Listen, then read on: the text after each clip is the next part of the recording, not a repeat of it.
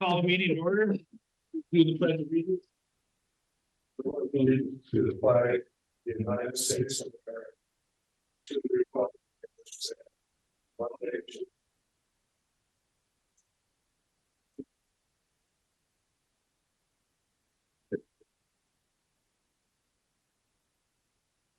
Okay, we've got the agenda in front of us here.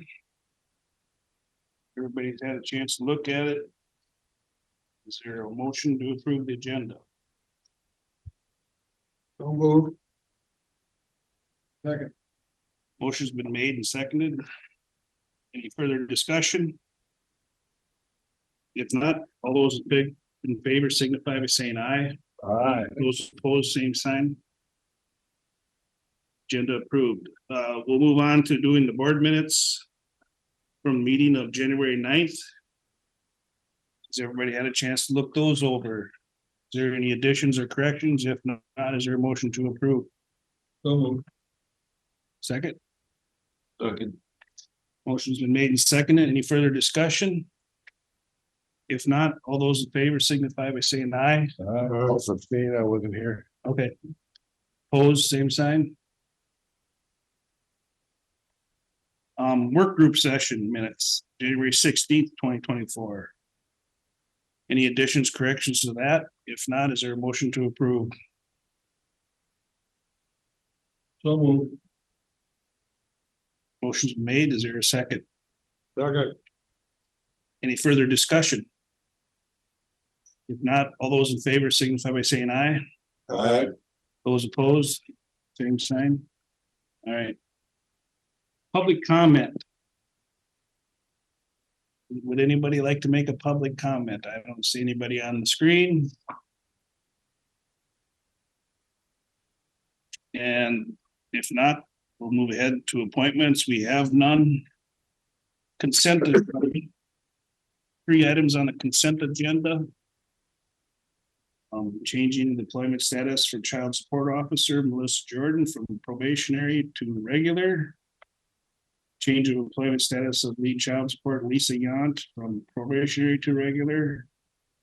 And change of employment status of lead eligibility worker Lori Feldmeyer from probationary to regular.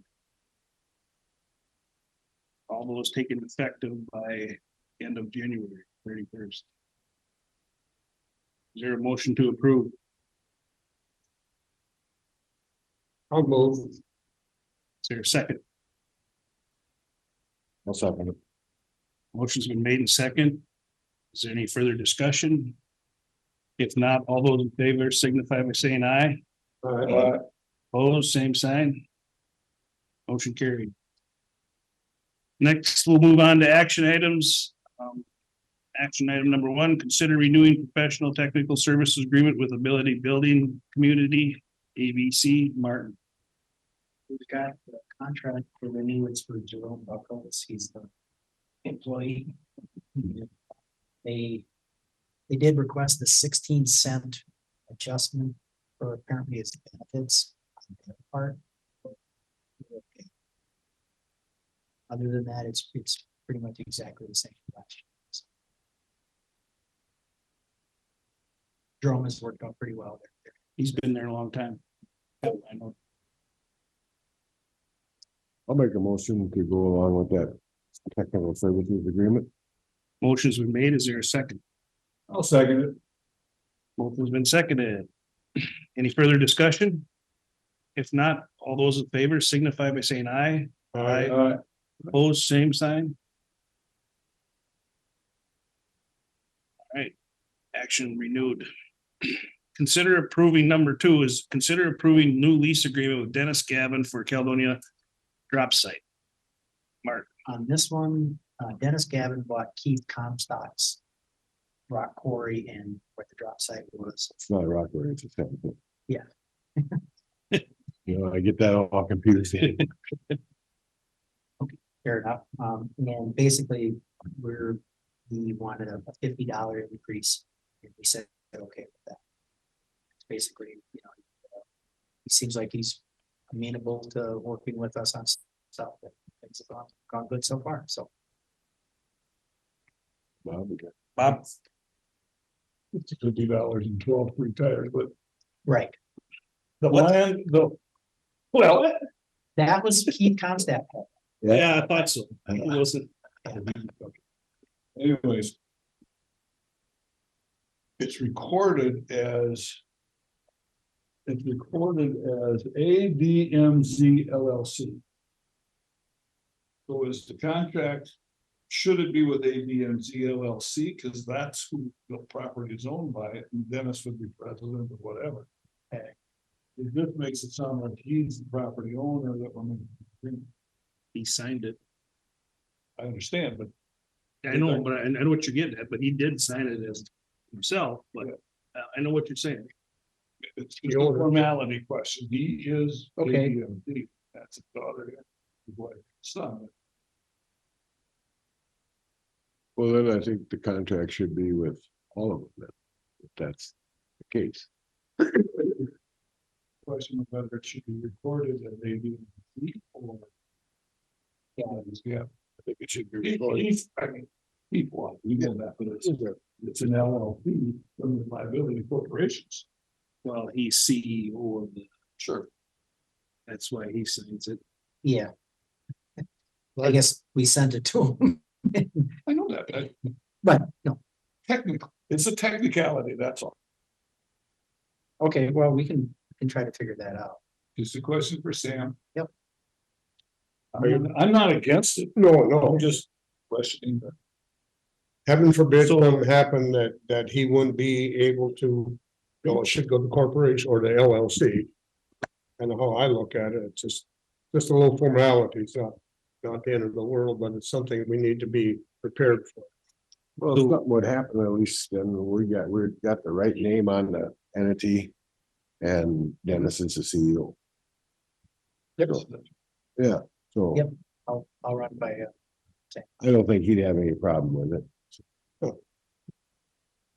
who are we gonna make the check on? Probably that LLC. LLC. That's all. So I think then if we're gonna pay that, that's what it should be listed under. Yep.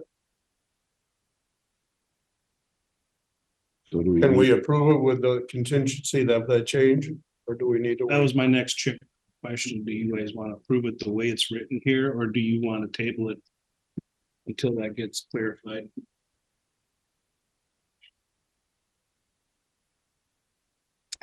I'll follow up with Sam. Right after the meeting. But whether or not. Well, I would think that we, knowing it's just a technicality, I think we could enact it with that contingency that just a name change on the document would be all it is. Wherever the check is going, is the document should follow. That a motion, do we? That's a motion. I'll second it. Motion's been made and seconded, and to be clear, your motion, Dewey, is to approve it as it is written with the clarification on the LLC part. Who it's made out to. All right, All right. Any other further discussion?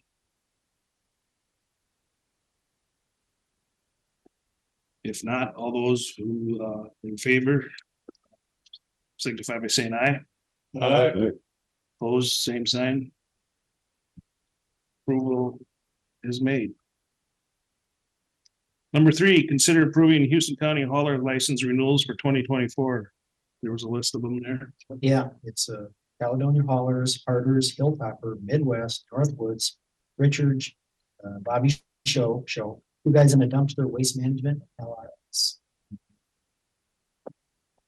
It's something we do every year, so is there a motion to approve the hauler license renewals for 2024? I'll move to approve. second. Motion's been made and seconded. Is there any further discussion? If not, all those in favor signify by saying aye. Opposed, same sign. Motion carried. Very good.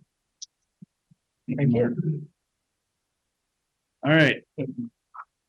Number 4, consider approving resolution number 2407, establishment of the ballot board for absentee ballot board for the 2024 election cycle, presidential nomination and March Township election. Holly.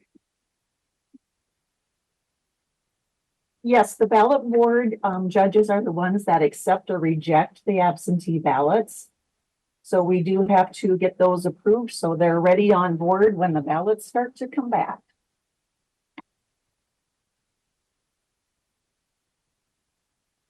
Who would the board be, Polly? It's on the resolution. It's Eliana Babinski, Amy Silling, and Mark Bennett.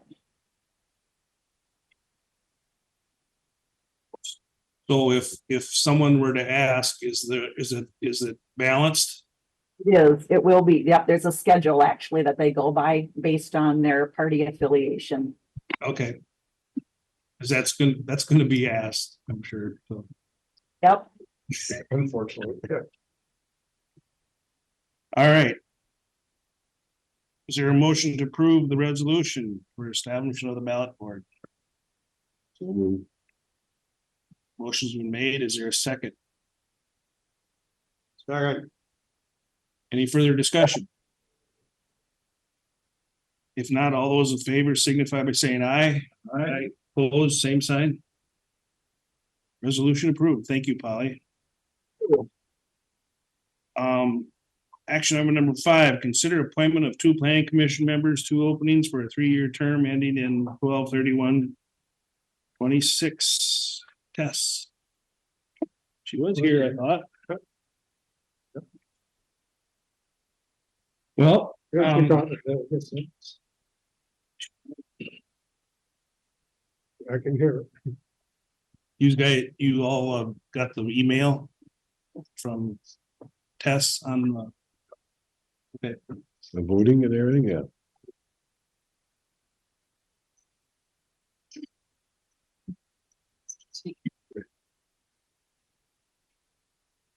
How are you this morning, Commissioners? You're in. You're good.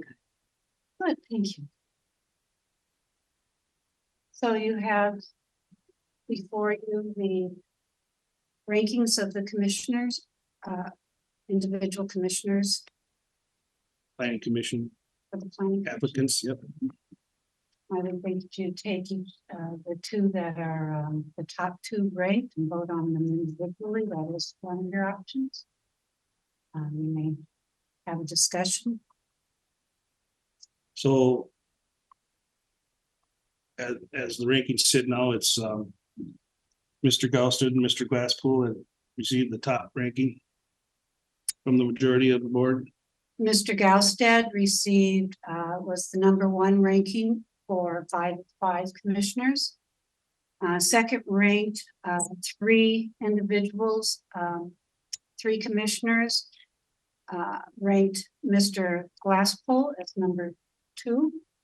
And 2 commissioners ranked Mr. Dixon as, excuse me. Yes, and 2 commissioners ranked Mr. Dixon as #2. Third ranked is Mr. Dixon with the flip. 3 commissioners ranked him as #3 and 2 commissioners ranked him as #3. So is there a motion to consider appointing Mr. Galston and Mr. Glasspool to the planning commission for their first 3-year term? I'll make that motion. Motion's been made. Is there a second? Second. Motion's been made and seconded. Any further discussion? Yeah, I was kind of wondering about the 3rd candidate, if we could use him as an alternate on the board of adjustment. We've had one years ago and it helped out a lot. They used to have one for the Board of Adjustment, Yep. but that was when we only had 3 members. So that was the reason why I'm keeping it, having a one for that. In this situation with the planning commission having 7 members, No, board of adjustment has 5. well, now it does, has 5. So they have 5, but this is for the planning commission, all these appointments. Yes, So the fact that there's 7 on the planning commission, the need for having an alternate is really not necessary Nope. because there's still enough people not on the there. planning. Yeah. Just the board of adjustment. All five. But then that's for a discussion because different. This is for, that's a different discussion because that's for the Board of Adjustment. So Whatever. one of the people from the planning commission will be appointed to the Board of Adjustment at their next meeting, so.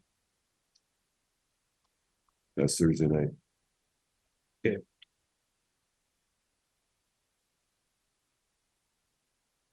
So the motion's on the floor for Mr. Gousted and Mr. Glasspool to serve on the planning commission. Any further discussion on that? If not, we'll proceed with a vote. All those in favor signify by saying aye. Aye. Those opposed, same sign. All right. We welcome them too on the planning commission. Our office will contact them. Okay. Well, I should speak with Mr. Herrick to determine preferences for their office to contact them and our office to contact them. Okay. But one of us will. Somebody will. do that. Somebody will. One of us will do that today. Yeah, I just realized that that's normally historical. Go ahead. Yeah. Action item number 6, approve county's local government pay equity report for 21 and through 23. Yes, this pay equity report is due each of 3 years. I'm very happy to report that the county's pay equity is in a very healthy state. The statistical calculations that were required to run on the Minnesota Department of Administration and Budget site reflected that we have a healthy balance between men and women with regards to pay in the county. I think a very large, the 2022, 21, 22 compensation study. I think the results of that, that the county instigated resulted in a very positive influence on the trend line. Trend line was going towards inequity, and not that we were ever there, but we've been stabilized in a positive direction. So we're at 100%. We're a little over 100%. There's a range between 80. You have to at least meet 80%, and we were close to 80%, and now we're over 100%. So we have male and female equality, and we also have, they look at different classes, and we have a fairly even distribution of classification on that trend line, both between men and women.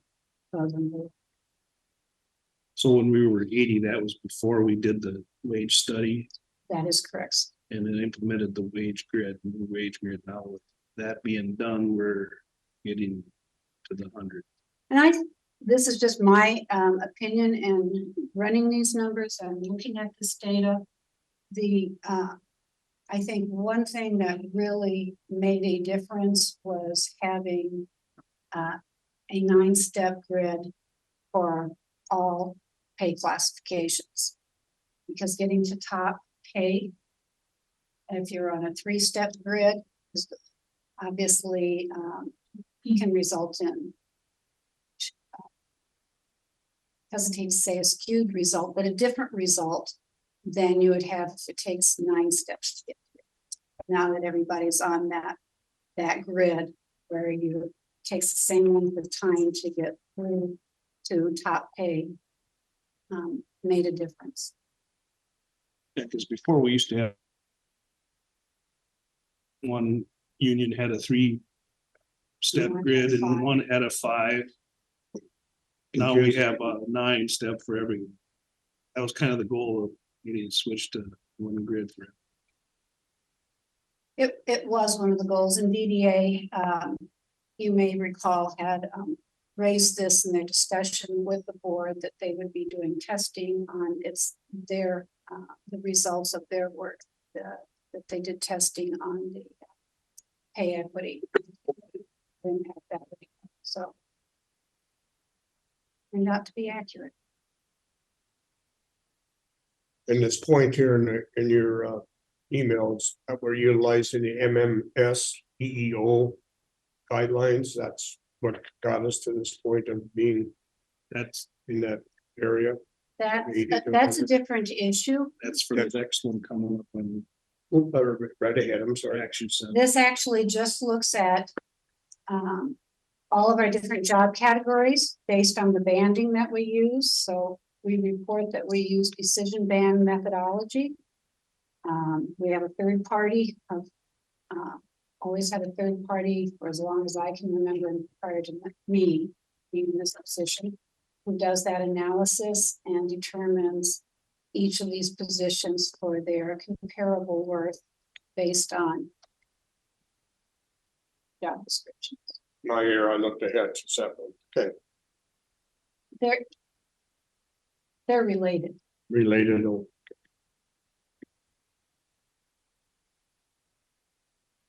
Is there a motion to approve the county's local government pay equity report? So move. Is there a second? Second. Any further discussion? If not, all those in favor signify by saying aye. Aye. Opposed, same sign. Report approved. So I will file that, now that it's been approved, I will file the certification with, or file the, that we've implemented it with Department of Administration. They will send certification back. We will post it in all of our buildings, on all of our work sites, so our employees can look at all the detail in it. We will also have it posted on our website, as well as send it directly to union leadership. It's a requirement. Okay, Thank you very much. okay, we'll move on to number 7, consider adopting the Minnesota Merit Equal Opportunity, Employment Opportunity and Affirmative Action Guidelines as Houston County for 2024 through 2026.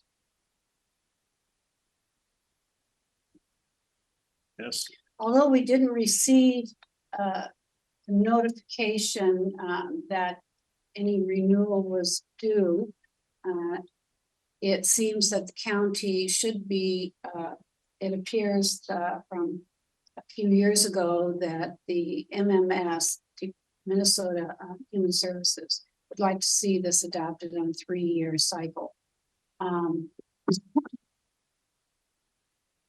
In order for the pass-through funding to be in compliance and qualifies for this pass-through funding from the federal government, we're required to have an affirmative action equal opportunity plan. And several years ago, I believe it was 15 to 20 years ago, the county determined that it was going to adopt the MMS one for compliance. This is the same plan the board adopted 3 years ago. Any substantial change, it's a requirement if we don't have our own. It's a requirement that in order to participate with some of those funding streams that we have this in place. So we respectfully request that this be adopted. so this is, we've done this every 3 years. No, we did it 3 years ago. And I revisited all the minutes at that time and communications. They were looking at it being done every 3 years. Prior to that, I think it was done. It was done in 2011. I believe it was done again in 16. I don't know what date it was actually implemented prior to 2011. It's been somewhat. So I'm trying to get it on more regular. So did this come up in the audit? No. For the county? If this was in Not that place I'm or aware. renewal? Carol, do you know? That's not something. They wouldn't look at that? Yeah, I'm not aware. So, it's a precautionary measure. If we continue to, I assume we're going to continue to use it because we don't want to put our federal pass-through funds at risk, both for any of our departments that are eligible for those. And doing this, the readoption to make sure that we're compliant. Like I said, I read all the statutes I could find. I didn't see where we had to readopt it. every 3 years, but that wasn't a note from NMS a few years ago. Go back to 19 to find it. It stated that in your email that we could adopt our own if we had developed our own. Is that true? You can, there are a lot that's not an impossible task, but it's a pretty heavy lift. It has to be then certified and approved by the Minnesota Department of Human Rights. Right, so if we were to do our own, we'd have to draft it and have them approve it. Department of Human Rights would have to approve it, and then we would send it off to, so if at some point in the future you want to do that, you can. The requirements are all the same as to what you have in this document. You wouldn't have anything substantially different. So our employment policy that we have now, our employee handbook, that goes parallel with this or follows. So the reporting for our report for our numbers fold into while we participate with the Minnesota Department of Human Services merit for our social work programs. Our data folds into their data and they submit the final report to be the federal government.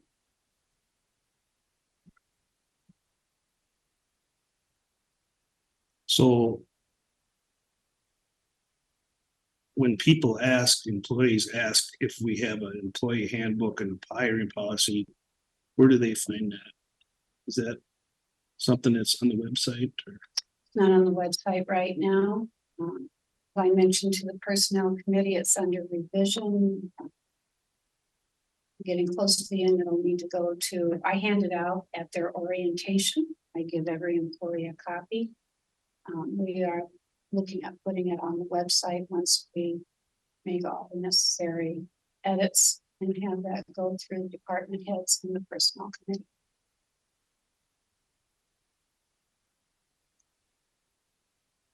And this is something that's required by the state, so if we utilize this current one that we've used in the past, it would be a continuation of something we. It's a continuation, Commissioner, of our past practice for, like I said, I can only speak to the last 15 years, for the last 15 years. Sure.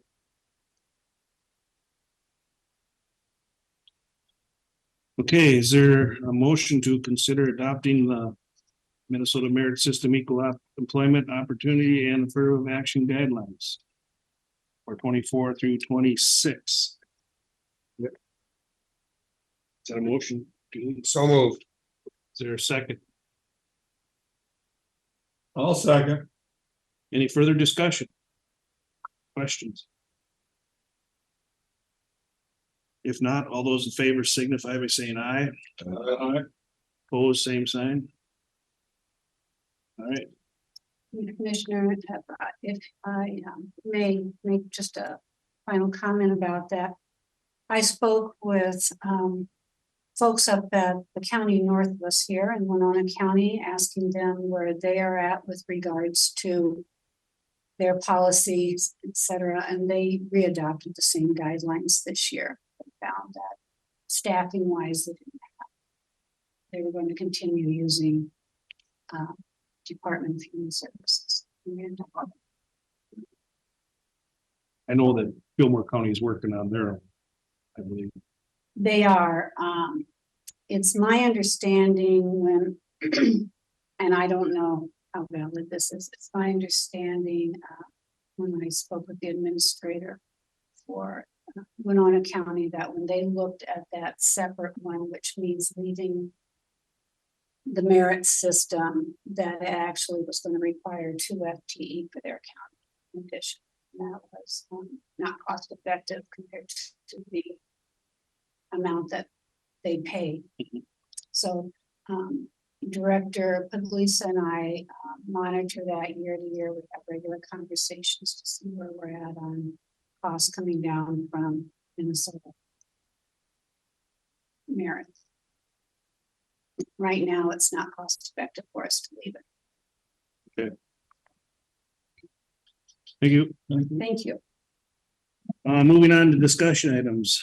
We'll start with board updates. I'll lead that off. I just wanted to point out that, I don't know if you guys got the email, I'm sure you did, about from our assessor, Luke Onstead, about his appeal was accepted.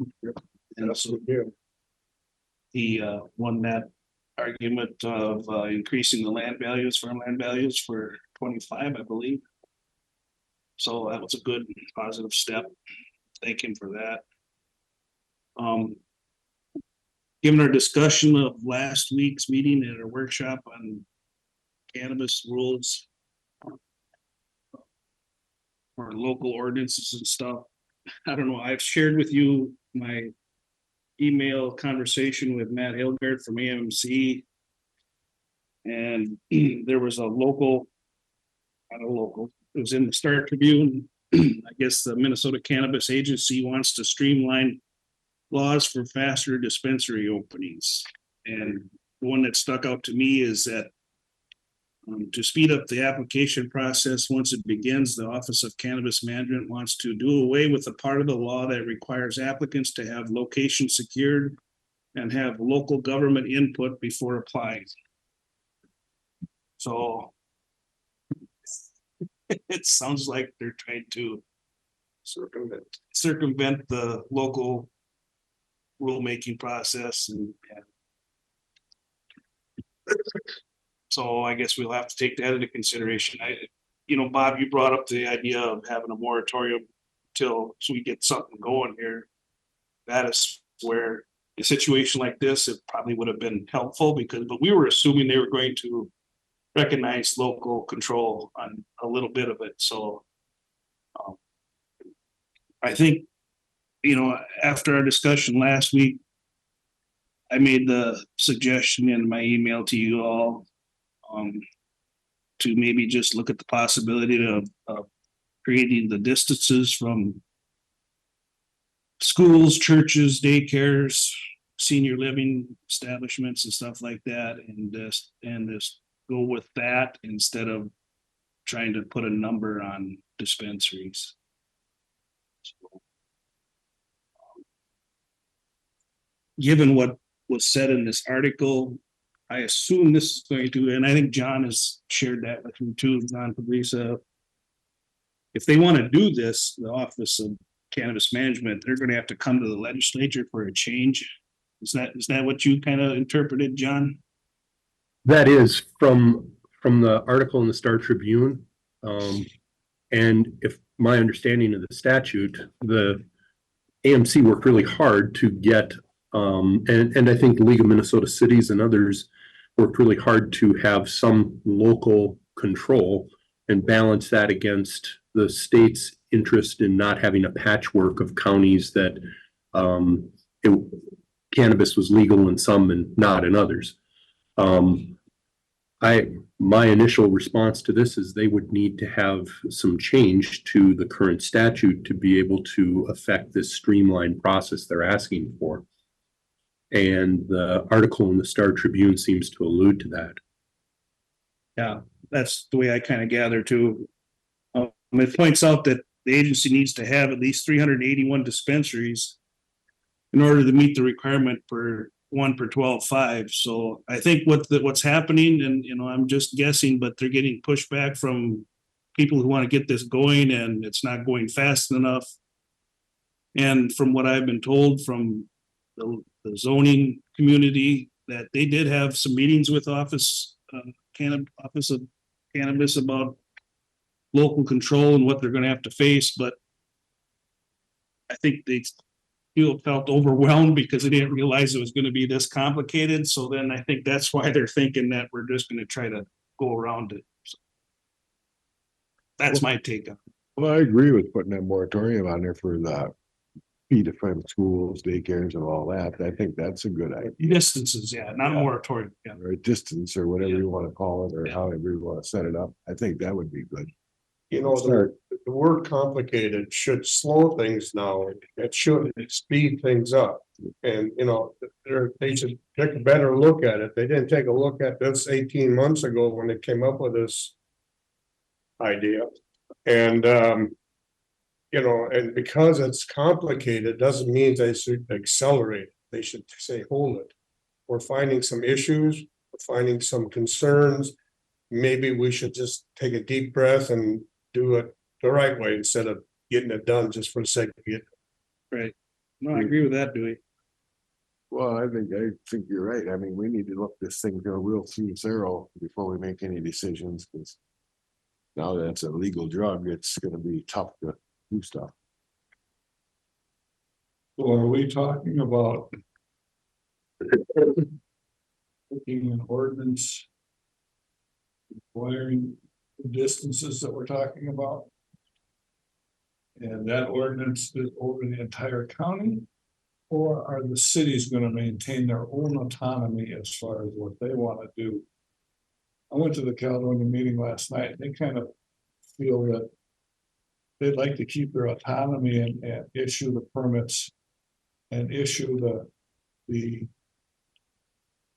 or have the guidelines based on their authorization rather than the county's.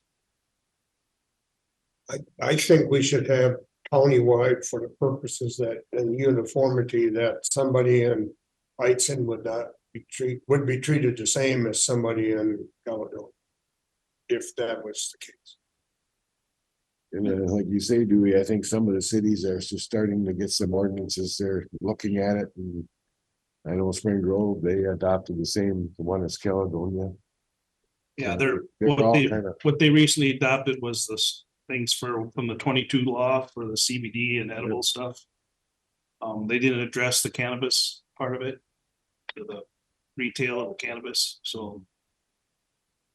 I agree with Dewey, what you just said about making it uniform throughout the county. It has some merit for having, so everybody's treated the same as far as the distances apart.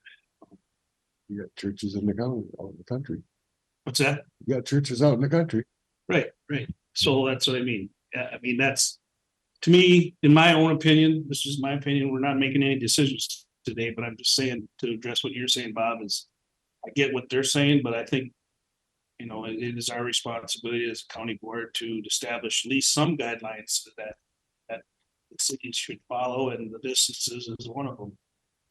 The number one is that we're all over the map on that. If we don't want to keep it at one, then we should just not have a number.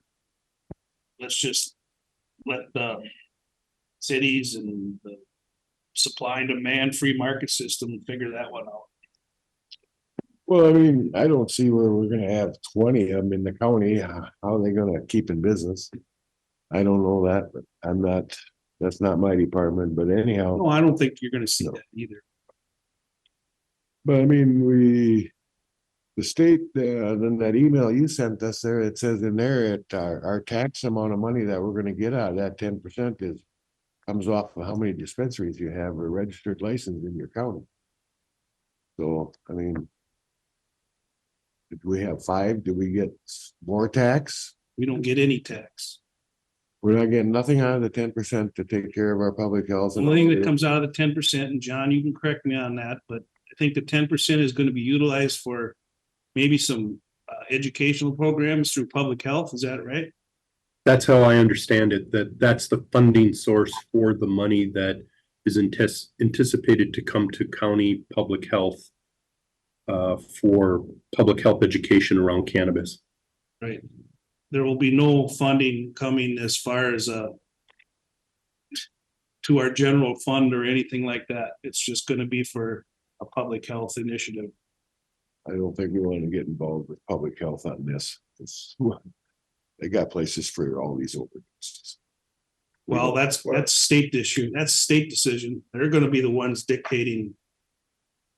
You know, we want Houston County to do this educational programming, right? Yeah. That's the way I understand it. It's still a lot of unanswered questions with regard to that. But there's in the statute from last year, there's roughly set aside of $10 million a year that's built into the base to go to local public health for cannabis education through local public health. Now, where that money's going to come from, as I understand it, that's going to be taken out of the taxation that the state does. But how that works or how the allocation is going to work, or, what portion of that comes to us, I'm not sure. Maybe it'll be divided by population, maybe by number of dispensaries. I couldn't hazard a guess. But I think it is accurate, at least based on the statute, that there's money set aside in the base for local public health to do cannabis education, and that they hope to get that funding from what they're going to get out of taxing at a state level. But the county can't tax it.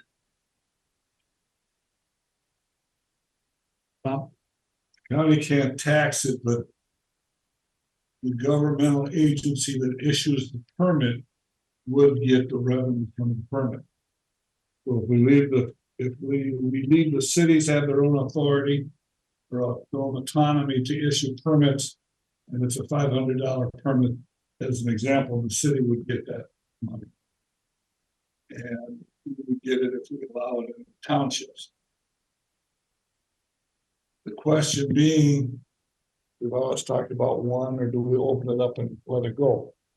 You look at the liquor licenses. There's a limit on liquor licenses in each city and then whatnot.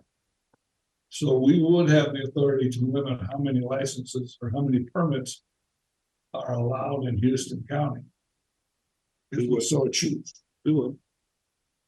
Or open it up and let her go, like you said, Greg. But in talking to the city last night, it was kind of suggested that maybe we have the county and the city and the townships meet with the public and get their opinion.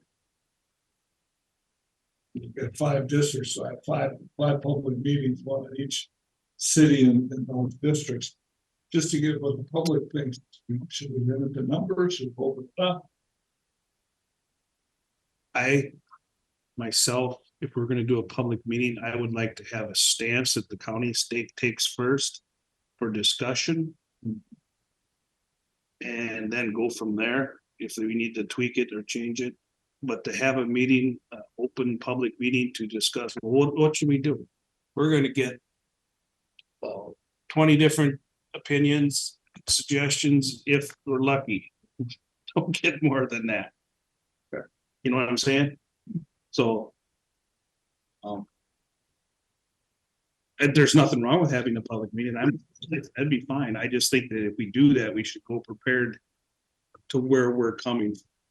This is our idea and this is how we're Right. leaning and. Yeah, and no matter what we do, we're gonna have to have a public hearing anyway. So, I mean, whether we pick the distances from schools, churches, daycares, whatever. And a number of dispensaries.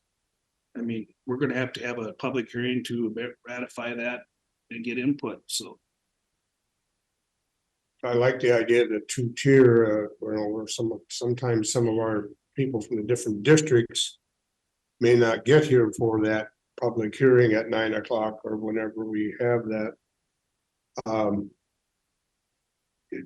But we should have an idea of what we're thinking so that they know that either yay it or nay it or tweak it or whatever. Because I'm going to use an example that happened in La Crosse last night with their library on the south side. They had a big meeting and they had buco ideas, but nothing has been firmed up. So yes, they got ideas. So what do you do with those ideas? But if we go with a thought process, then we can, either tweak it or say, okay, our thought process is not what my people want. Then we go back to the drawing. Well, part of me wants to say, let's just wait and see what comes into the next session here. If they're gonna change, Office of Cannabis wants to streamline the guidelines here. That we're gonna have to take that into account. I mean, if we try to do something before, then it's probably gonna change after that next session anyway. You know what I'm saying? So. Well, we gotta be prepared because Oh, yeah, because when it comes making out, the ordinance doesn't just happen. I mean, like you said, we've got to have public hearings. So It takes some time to get that in place. Right. You're right, some people in a hurry. Well, I'm sure they got calls every day wanting to push it along. There's. Anybody have any idea how many people have registered for a license in the southeastern Minnesota? There's a site for that, I Is there? understood, for permits, not for license. That site was for the 22 law though, wasn't it, John? Correct.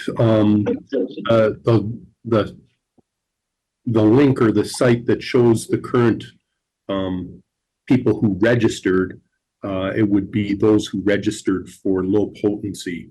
I think it gives the state and potentially us some idea of who's interested in this industry, but it doesn't necessarily say that they are going to apply for an adult use cannabis license.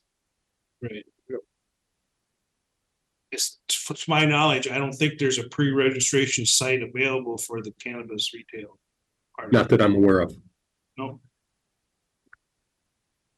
Some people think that they're licensed when they got the CBD license will carry over to being licensed for THC. There's a lot of them thinking. I think that's gonna be interesting because under this new law, the CBD and edible, the 22 law is gonna be under the umbrella of this 25. 23 law. I feel that they're probably gonna have to all re-register and reapply. Could be wrong. That's The sense I get is that the 22 law that legalized edibles and low potency THC products, as we've talked about many times, didn't require licensing, but that licensing is talked about for low potency in the 23 legislation, and it would come under the Office of Cannabis Control.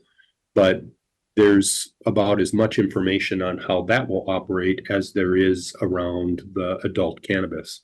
Hard to predict what that'll mean, but I think at some point in the future, probably into 2025, those THC edible shops with gummies and the like, they will likely need to get some sort of license through the Office of Cannabis Control, where currently there is no state agency that licenses them. Right, right. The only licenses they have now is like for local with like the city of Caledonia with their two Correct. shops. Yeah, Like a business license type of thing. right, right. So right now they have a license to sell a low, like a 3% marijuana in their CBD stuff. Yeah, edibles and all that. Cannabinoid. It's cannabinoid? Cannabinoid. Okay, well, let's say they lift that when this new law comes in. Then what happens? Let's say what? Let's say they say you don't have to be under them guidelines anymore since cannabis got this new laws. Yeah. What happens then to them people? Can they just apply for a new license then and start selling? It's like John just said, they're most likely, we don't know this for sure, because they're gonna have to apply through the Office of Cannabis in order to have a retail license to sell. Currently, anybody selling THC, low potency edibles or infused beverages, be they convenience stores, CBD shops, all of those kinds of things, there isn't any required state license. Right, They were granted the right to do that under the 22 legislation. However, the 23 legislation mentions those low potency distributors that they would need to be licensed at some point under the Office of Cannabis Control. But what that looks like from where they currently are now to when they'll need to be licensed under that 23 law, I don't know. But presumably, organizations that are selling low potency THC edibles and infused beverages will need some sort of state license through the Office of Cannabis Control. That's what the registration thing is that the Minnesota Department of Health site has a listing of those who have applied for just to register that, hey, we're out here, we're doing this. I think it gives the state some idea of the organizations that are going to need to be licensed for that low potency stuff. And I think it's also a potential proxy for roughly who's interested in the cannabis marketplace and may also be interested in an adult use cannabis license. But all of that is kind of conjecture. Bob, This conversation indicates how little we know. As far as what we can do, what we should do, what we can't do. How we're gonna be involved with the cities. It's hard to go forward when you have no path. well, what concerns me is that we're not gonna have nothing, and then all of a sudden they're gonna grant these licenses. Then we're behind the 8 ball. You know, we don't even have the distances set yet. That's, you know, that's why I'd like at least have the distances set. From, you know, those places. Because if they start granting, issuing, retail license on this, and we don't have nothing on the books. It's gonna be awful, we're gonna have play catch up, and it's gonna be hard to enact, and we have a public hearing to do so, and they're gonna say, oh, they're gonna cry foul, because, well, you can't, you know, we already got our license, you can't do that. I think we need to have something in advance so that everybody does know, and I agree that maybe we should start putting some numbers down. The distance from the pool, from the different facilities, churches, you know, elder care and so on. And I also think a maximum of the number of dispensaries so that, you know, and we can maybe adjust that later on, but I think we need to have something in place so that everybody knows that I'm not gonna buy a building next door to the high school just to be convenient to the high school teacher.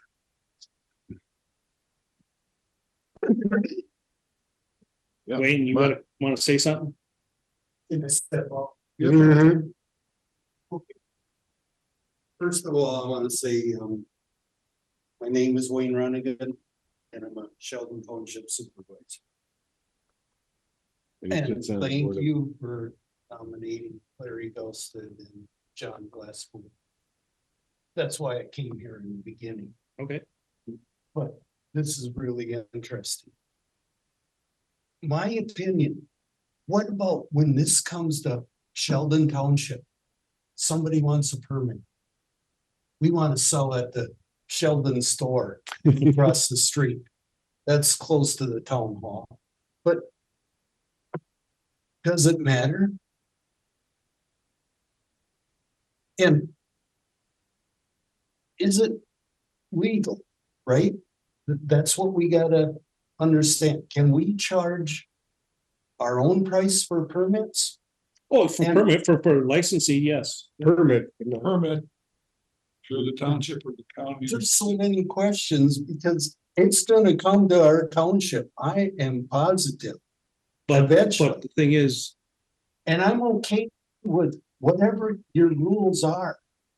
Mhm. But we gotta have rules and we better be ready. Cause it's coming. I agree.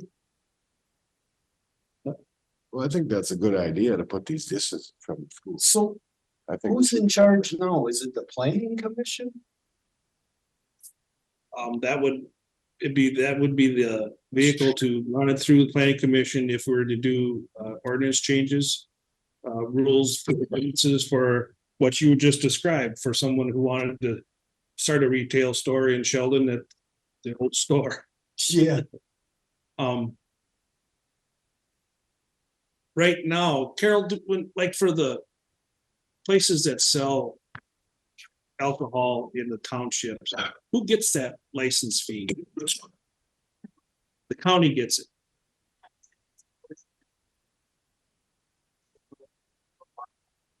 Okay, Small portion. a small portion. That's what I thought, but the county gets the majority of it.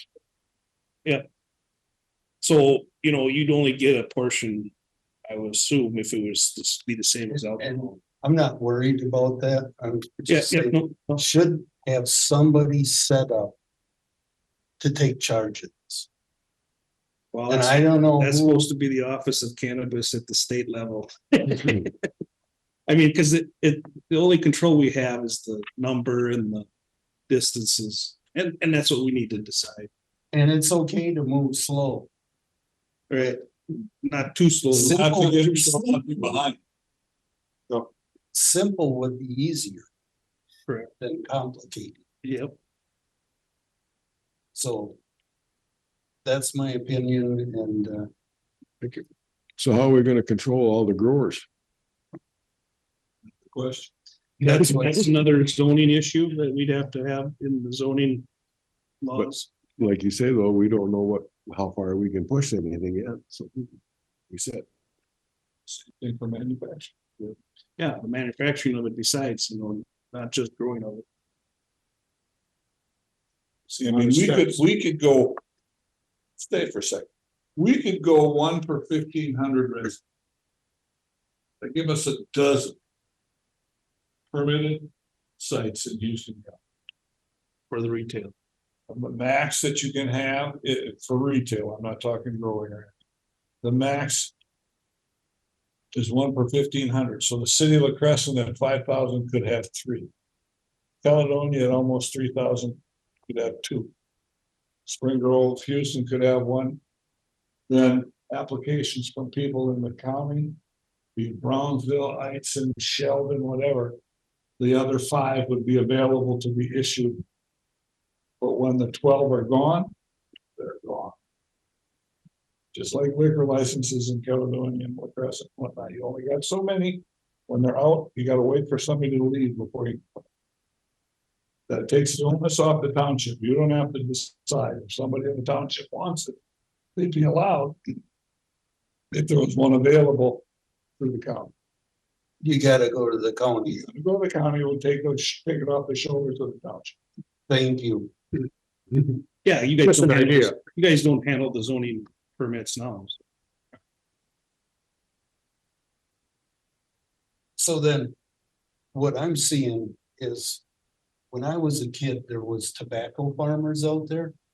Is this gonna be the new tobacco farming?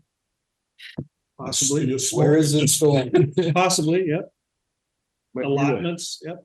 might be the newest cash crop for Houston County. The way it looks to me.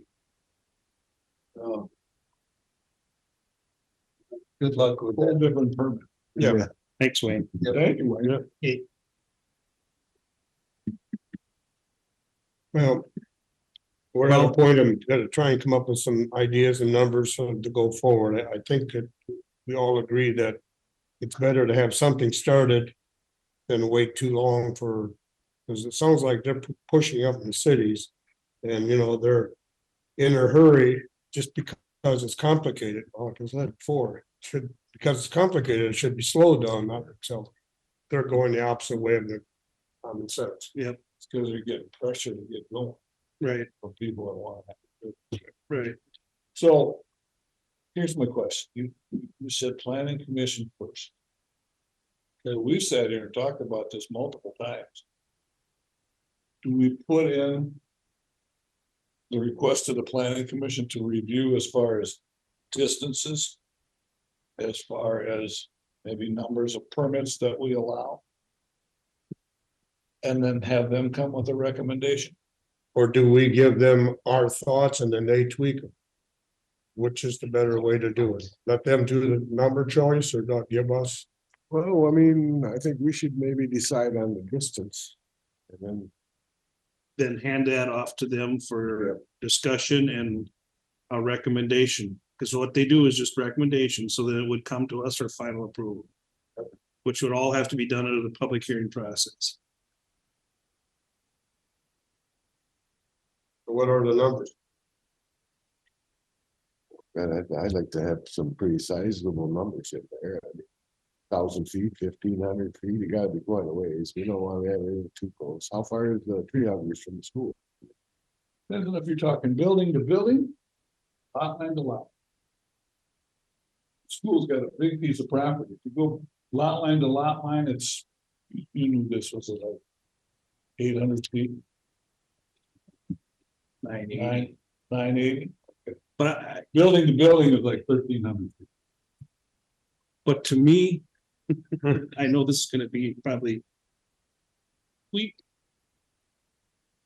We shouldn't set our distances based on what's already there. Because there is no cannabis retail stores existing right now.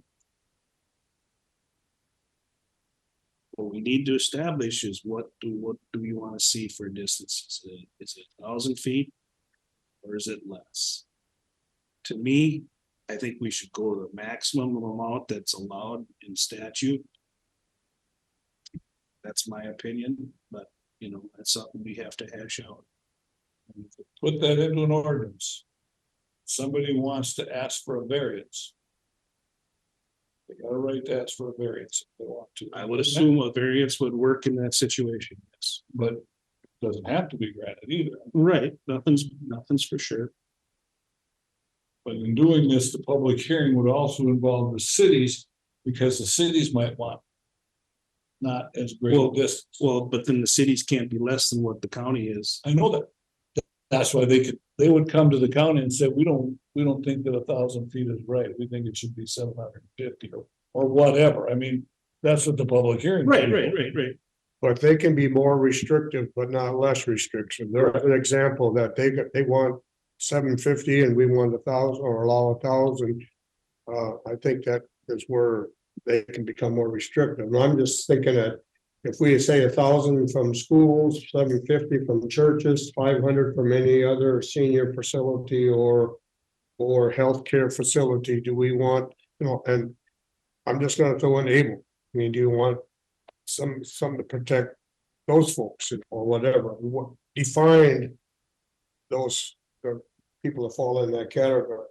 And then what do we have for feedlots? How close can you have a feedlot to somebody else? Certain like quarter mile or a half mile, something like that. Quarter mile, you know. It's a As half far as- mile for new development. Yeah, but I'm just talking about I'm talking about the growers, the next step, because that's the other question that's been talked about. We put in growers to be at least a quarter mile from a neighbor or I don't know, City limits. or city limits, but we need to be prepared for that. And then the third thing was manufacturing thereof. Where do we go? To me, that would be under the industrial part of the zoning. Yep. Because it's an industry, that would fall under the industrial rules of zoning. Which is more encouraged in the city limits, correct? If I'm not mistaken, there is some allowance for in rural areas. My rural, we have any industrial? We have a few, couple maybe. In rural? Industrial, maybe commercial, but not Commercial we industrial. do. Commercial, but not industrial. I can't say for sure. I don't think there is, but I'm not positive. That's how we can limit that. It's gotta be. Right. Those are just some numbers to get. Those are get thoughts. We can talk about this until tomorrow. So I think we need to pass it on. Look at Spring Grove Bottling Works. They're putting it in pop. They're 40 feet from a daycare. 120 feet from the public school. Are we gonna make them move? No. I mean, Because That's different. 0.3, that's the CBD. Yeah, That's that's less than- that's totally different. but what if they apply for a license and they get to have a more strength in it? Can't, They can't? Are you sure? not if our ordinance comes through and says you gotta be 1,000 feet from the school for the heavier recreational THC. But is the community, is Spring Grove City gonna go along with it? Cause they're gonna run a That's why we business. have the public hearing. Yep, I mean, we're gonna run a business out of town there probably if we do something like that. I don't think Springfield Pop would be dependent on THC recreation. You wouldn't believe the stuff they sell. Well, I know they sell a lot and they do a good job because they do their testing and they get documentation that what they're selling meets the criteria. I agree. You go to some of these places, they're gonna ship it from Colorado or whatever, you don't know what the hell you're buying. Oh. Because there's nothing, I mean, Spring Grove does it the right way. They do it the legal way, you know. All right, Well, we can talk about this till the cows came Yeah, home. sure. and there's a variance situation. Yeah. I mean, Apply for a variance. Around the hill. there's so many things that gotta get worked out there. Well, we'll just go back to John and Martin and Sam to, Get things we need to going. have more meetings and discuss this some to further length, but we're not gonna wait forever here. We're gonna have to make the call here sooner. So is the board suggesting that you'd like a draft ordinance created for your review? I would like to see that, wouldn't you? Through the planning. Commission. Through the planning? Right, well, I mean, suggestion of the planning commission, yeah. Follow the steps. And then based on your discussion, the kinds of things that you were discussing as far as an ordinance that would include the maximum allowable distances as under the current statute for sales? That would be my feeling. Is there consensus on the board for that? Because I mean, I can work with Marty, and I don't know if Marty's still there, but Marty and Sam, and obviously Marty has the connection to the planning commission, and we could move forward with developing something for your review. Would there be a consensus to do the maximum allowed in statute for distances? From the board? So if it's the maximum allowed by statute, your ordinance would be equal to the statute. What's Is what that? I'm hearing? Yeah. So your ordinance wouldn't mean it, because the statutes are. Statutes are- Distance, so you'd be duplicating. But the statute reads up to, it doesn't say distance shall Right. be. So if you are gonna what I'm hearing is you're gonna duplicate the statute. No, we're gonna establish, So Commissioner Schultz, I had that same understanding. I recently spoke again with Sam about that, and I don't know that the way the statute is written, that it establishes distance. It gives local jurisdictions the ability to restrict within maximums. So just Right. because it says, for instance, What I heard you say was up to the maximum distance, well, that would be the same distance, what I'm saying. but the statute isn't going to, if you are silent on it, then I don't think the state is going to come out and in their licensing process, make sure that everybody is within those distances. The language, as Sam looked at it, was permissive, that counties may restrict up to 1,000 feet, and essentially saying you can't restrict and say, well, we would like it to be 10,000 feet from a school. They said Yeah. locals can restrict within these types of places, schools, daycares, churches, but only within these parameters. I had misunderstood that earlier to be that it was already baked in the statute. So if I was going to apply for a cannabis license, I would have to meet those distances that were in the statute. But I think instead it is permissible, or it's permissive language that allows local jurisdictions to restrict within that parameter. right? Because I thought the same thing. I thought, why have an ordinance that's exactly the same statute? Seems superfluous. But I think my more recent understanding in talking with Sam is if local jurisdictions are silent, there will be no distance. Exactly. We can be more restrictive, but not less restrictive. No, Kind of a- no. If we don't do anything, then there is no distances. But if we wanted to do something, we could do up to 1,000 feet. Correct? That's the way I understand it. It gives you that's your lever of local control as it relates to distance. Correct. But if you're saying that you would potentially give out variances, No, we can't say that we're going to do that. But that is the procedure allowed in the zoning for people to apply for a variance. right? We're not saying we're gonna give out variance. We can't say that because that's not that's a board of adjustment situation. Who has the final say in that? We don't have the final say in it. Well, maybe you should see if they think that they would, because if they think that they would, then why would you do it? What would be the point of all that work?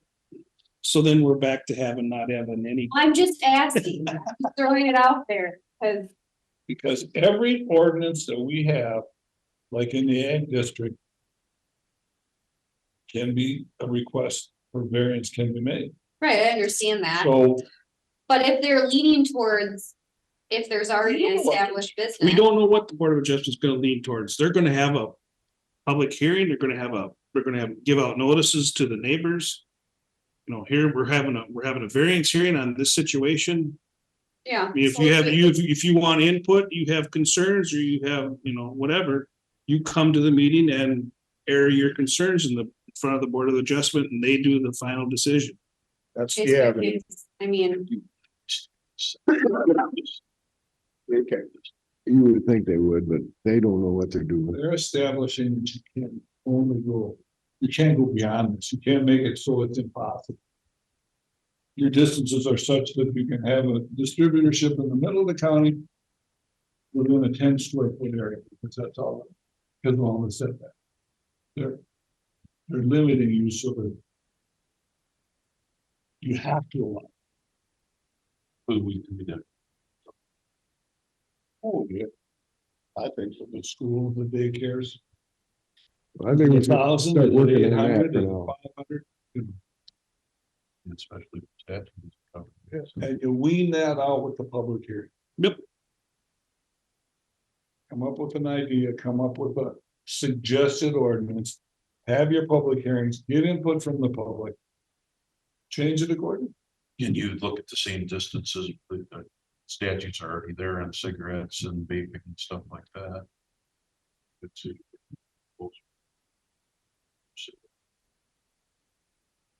It's the same, what's the distance on cigarettes and?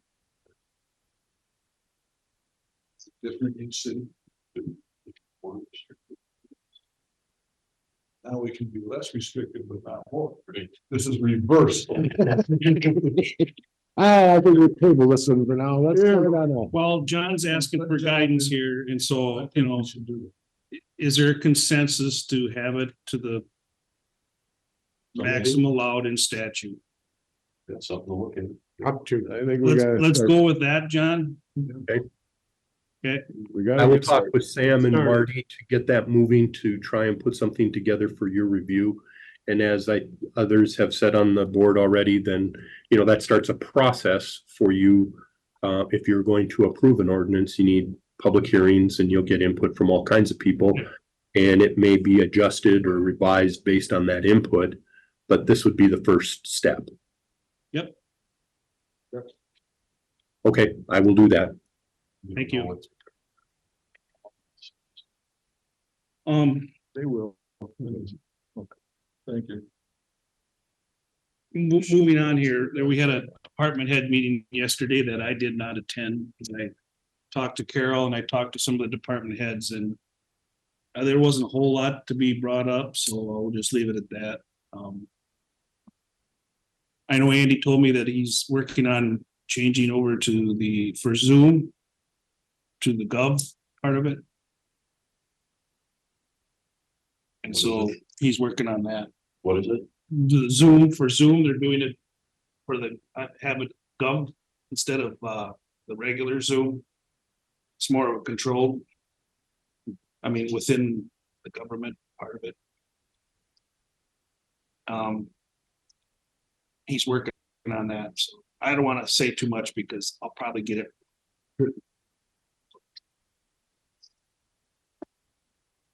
That's all I got. We have a joint Board of Health this afternoon, correct? 1 o'clock. In Mabel. Okay. Greg, you got anything? Oh, let's see, I'm gonna let Bob talk on the airport part that we were talking about at workshop. I wasn't here, so I won't say much.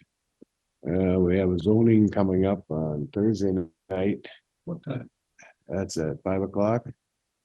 And for some reason, they're bringing up the wake zone in the Crescent, so I don't know how that's gonna go.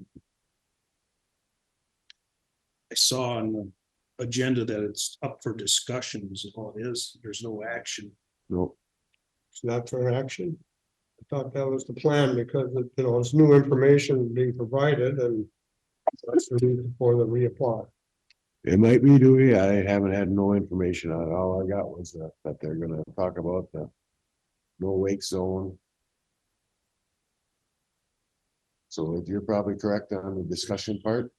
And as far as anything being The decided, intent is, because it's the same ordinance with new information. so I imagine the planning commission will probably make a recommendation to the commissioners. Says here, discuss recommending adoption of proposed ordinance resolution, no wake zone for west channel of the Mississippi River to the Houston County Board of Commissioners. It'll be a recommendation. So it's a public hearing then? Mhm. Has that been advertised Mhm. as that?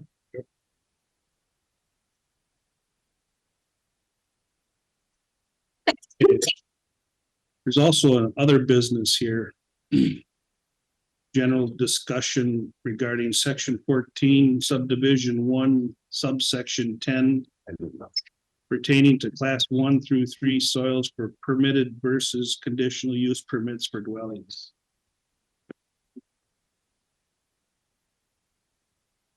So I know where that's coming from.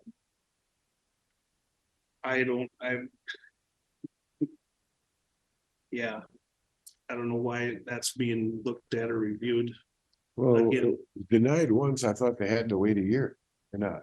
Well, it's not for, it doesn't say anything, that's all it says, they just wants to have a discussion about that ordinance, I don't know if he wants to change it or what.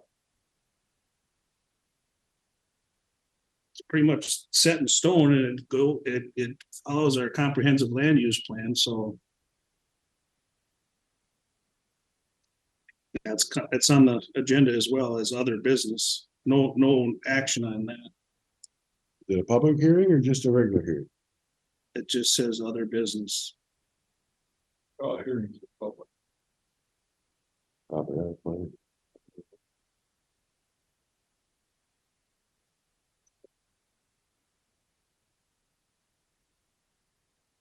Anything else, Greg?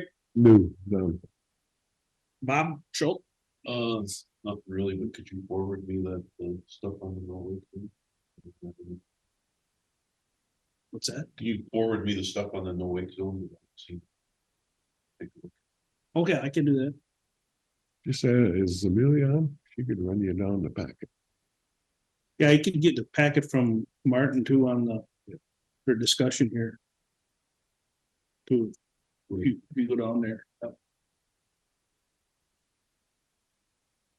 I also asked Martin for any documentation if they're on a discussion of the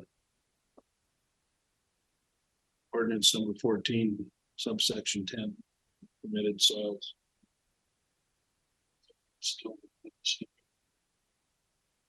Mr. Burns, Alrighty. I had a meeting in Rochester with Selco on the finance committee. So I'm on the Selco board, the Selco finance committee, the Selco planning committee. I know the way to Rochester really good. So there's not much to report, just how their finances are. They're strong, they're doing well. The state has been beneficial as far as with the surplus that they had and whatnot, so the Selco's in good shape. We had a county finance meeting this morning. The Health and Human Services was there talking about that. Carol gave us a report on where we stand at the end of 23, waiting for adjusting entries and whatnot. Not much to report. It's early in the year, so there's really not much to report on finances yet.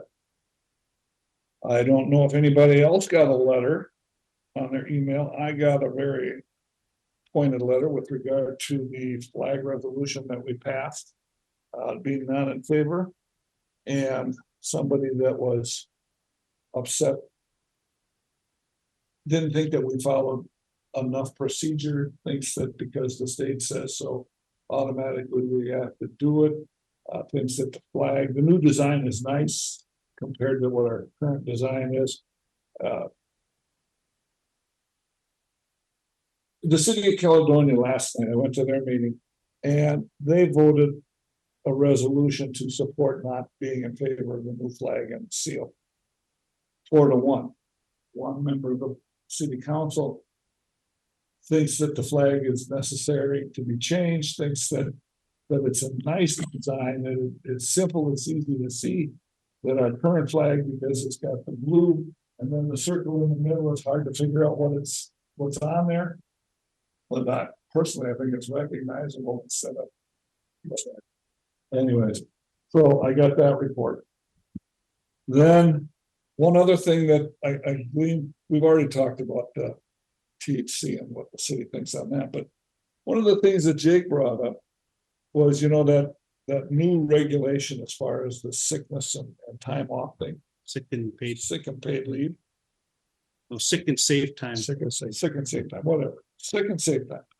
He brought up an issue that they're looking at as far as part-time people. Like firemen, ambulance people, the pool, the baseball people that could conceivably have enough hours that you gotta start withholding on that. I'm trying to get an answer on the part-time on what happened with that. We've got some people like that too. Right, that was brought up by Carol about the job site people, So part-time. do we know how that gets treated? I mean, do they build up and then, Once they hit 80 hours, they need to be given 1 hour of sick time for every 30 hours that they work. and does that re-trigger every year? You gotta work 80 hours in the next year to get started, or? It does say calendar year. In a calendar year. Okay. For part-time employees, it automatically happens. They don't have to have so many hours, so I guess that would be, was it addressed in the policy that you adopted? I didn't really recall. It might be something that needs to be touched on. Second thing I was gonna bring, that's just something Jake brought up, he's listening, so he can correct me if I'm wrong, but something else that I gotta bring up is. At the finance meeting this morning, Carol told me that the Jeeps. That we have, those 3 fleet Jeeps, lease comes up in September. So if it takes 4 to 6 months to get a vehicle on, then, then bid. State bid, on the state bid, Min bid is, that's what we're selling. Selling That's to something to do with it. If they're due in September, we should be looking at getting started, request for proposal from the state bid, request for proposal from Sleepy Hollow. We'd like to stay in the county, but because it's enough money, I think we gotta get at least 2 bids to do that. But it's something that we should maybe start moving forward on. so we're gonna look at buying new instead then. Well, and that's another question. Those Jeeps are in the upper 30,000 mile category. So we don't put on a potload of miles. Do we buy 1 new and 2 newer used? Like we did with human services? That would be my preference. And that's fine. We can solicit prices that way too. Then we wouldn't have to go through min bid for used. Can't, I mean, Or they for don't have you min bid for used, I mean, not min, state bid for used. State bids, yeah. Somebody's, yeah. And that's true. We can buy each individually. Then we don't have to be in such a rush on the used one, but the new one, if we want 1 new one, we'd have to move. Because of the time that it takes. So that's just food for thought that we should be moving on. And the last thing I'll bring up is the airport. We talked about that a little bit at the workshop. So talking to Brian, he's pretty sure that we can cut those trees down ourselves. Tall, they're straight, and as long as we start on one side and drop them in an orderly fashion, he doesn't think it'd be too much of a problem. We can trim them back. I gotta find a logger and see if those pine trees have any value. I think there's 1 or 2 hardwoods in there as well. And if there's any value, and then we'll meet with Chuck and see what his thoughts are, if this is still something that we can do. Because the cost comes out of our pocket until we get the studies done required by FAA, that'll take a year and a half, 2 years, then we can apply for reimbursement from that, so. We'll meet with Chuck sometime in the next few days and see what he's got to say about it. And move on from there, but that's where we stand as far as the airport trees are concerned. Okay.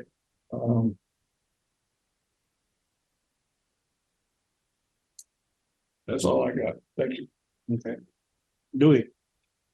Couple of things. I was involved with a check meeting Zoom on Thursday, and the big issue at the time was housing solutions, and we talked about it briefly at finance this morning, but I guess what can we do to utilize some of those housing dollars that are coming down and being prepared to help where we can? What kind of funds are coming down and how to use them? That's what I got out of that. There are some areas in the state who are really having problems, and I'm glad that we don't have the problems that they are. Couple of things. I also read that letter that Bob referred to as far as the flag. And as I was going through it, we never heard anything about the redesign until come December anyway. So it wasn't that we held out and waited and all that stuff. If cost was concerned, this should have been discussed before. She comments, well, we didn't know a lot about it because we were left out in the dark. It's, and the flag that they're trying to propose is, anyway, in my opinion, not the way to go. And then I got another email from, I don't know if everybody else got it, from the lady from Goodhue County, in reference to the Mighty Mississippi Cleanup Challenge. Do we want to look into getting some of our local folks involved, this area for groups? If they want to do a cleanup, do we want to promote or add things like that? But I just brought those two things up. A lot of discussion on the cannabis, but I guess we're going forward on that. On the river cleanup, the CART concerned about river people, which are the boathouse, they always do their own, basically. Okay. I think that. So we do have volunteers already doing some of that. Okay. And I think part of that too is to maybe a report what you do so that they can get a study as to. Yeah, I did last year. Okay, right. Then you're on. When I get the date, maybe I'll reply. Very good. That's it. Yeah, going back to that email that you guys brought up about the flag thing. I actually talked to this person yesterday on the phone late yesterday. And gave her my email for this response that she gave. It was quite lengthy. But I'm working on a response back to her, just to address some of the questions she had. And you're kind of right too, Dewey. We didn't know about it, but I knew about what that was coming up, and I expressed my concerns to Greg Davids and Jeremy Miller on it. Which they brought forward at that session, but there was nothing that could, the majority ruled that they were going to set up this commission by statute for the governor to appoint these 13 members. So, and then if whatever they decide is the flag that they go with, the seal, if they don't take it up again, it becomes automatic. So there is no input. They tried to have input, they tried to have amendments, and it never happened. And there is a minority report on the commission's work. I'm going to encourage people to look at that, but our main focus was the cost that's going to help the county on switching everything over to the new flag and new seal. That was our main focus and worry. And a lot of other counties are following suit with that same worry. I see it's Yellow Medicine County is going to do something today. Fillmore County is considering something today. Other counties are going along, and as well as the cities. So we started something, so it's gonna carry up the line, cause Well, it's to, hopefully the session will, the next session, they'll take it up, to at least have some. A vote on it, to look at it, you know, so that's always been my. Hope is that they would take it up and have a vote and have some input. If there needs to be changes made, or to find funding for us to have the switch, that would be helpful. So, Unfunded. right. So I'm working on that response as we speak, so. Yep, anything else? Nope. If not, is there a motion to adjourn? No public input? No, yeah, I'm sorry, no, is there any public comment? Okay, sorry. There's no other public comment, we have a motion to adjourn. Second. Motion made and seconded, if no further discussion, all those in favor, signify by saying aye. Aye. Opposed, same sign.